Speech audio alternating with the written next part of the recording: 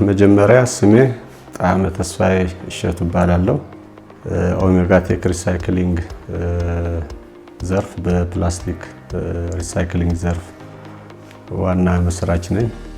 ዳግም ተክላይ እባላለሁ። የማንሳ ኤክስፕረስ ኮፋውንደር ነኝ። ማንሳ ኤክስፕረስ የሎጂስቲክ ሰርቪስ ነው የሚሰጠው። ኦኬ፣ ስሜ የማነ ብርሃን እባላለሁ። በሙያዬ ሶፍትዌር ኢንጂነር ነኝ። አዴ ቴክኖሎጂስ የሚባል ስታርታፕ አለን።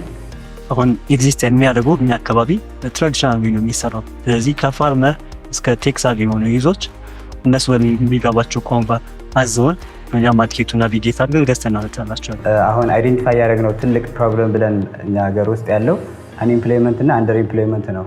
ሶ ለዛ መፍትሄ የሚሆን ኩሉ ጆብስ የሚባል ስታርታፕ ነው ይዘን የመጣ ነው።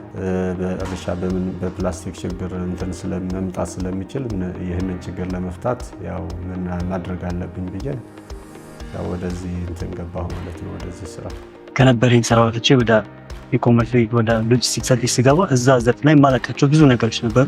እነሱን በግር ከፍለን ነው የተማርናቸው ብለን የሚሞራ ያው መጀመሪያ ስታርት ጀመር አንዱ የፋይናንሻል ችግር አለ። አንዱ ደግሞ አንደኛው የኮሚኒቲ አዌርነስ ነው።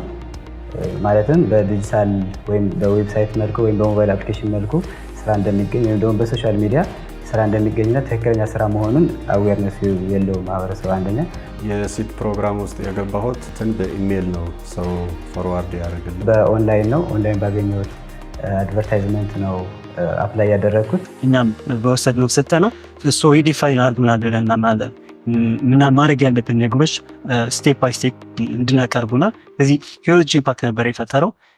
ምን ያህል ከስተመር አለው የለውም፣ ፊዚብል ነው እዚህ ቦታ ላይ የሚለውን ነገሮችን ለማወቅ እንዴት አድርገህ ሞኔታይዝ እንደምታደርጋቸውና እንዴት ነው ረቨኒ ጀነሬት እንደምታደርግባቸው በነበረው የ3 ወር ስልጠና ውስጥ ተምሬያለሁ። ሀሳብ ወደ ተግባር እንዴት እንደሚቀየር ከመጀመሪያ ጀምሮ እስከ መጨረሻ ስቴፖች እና በስልጠና መልክ ተምሬያለሁ። ኦኬ፣ ሶ አዲስ አንትርፕረነሮች ወይም ደግሞ አዲስ ስታርታፕ አይዲያ ያላቸው ሰዎች በመጀመሪያ እድሉ ካገኙ እንደዚህ አይነት የኢንኩቤሽን ፕሮግራሞችን አቴንድ ቢያደርጉ እመክራለሁ። ቶሎ ወደ ላውንች አድርጌ ከማርኬቱ ከገበያው እንትን መተሳሰር ነው የምፈልገው በቅርቡ ማለት ነው። የነበረው ፕሮግራም ግን በጣም አሜዚንግ ነበር። እርስ በራሳችን ኢቭን ቢዝነሳችን ኢንተርት እንደሚሰራ ራሱ እዚህ በደንብ እያየ ነው። ለምን ፕራክቲካሊ ሰው ሙሉ ኢነርጂ አውጥቶ ሾው የሚያደርግበት ቦታ ስለነበር በጣም ቆንጆ ነበር ፕሮግራም።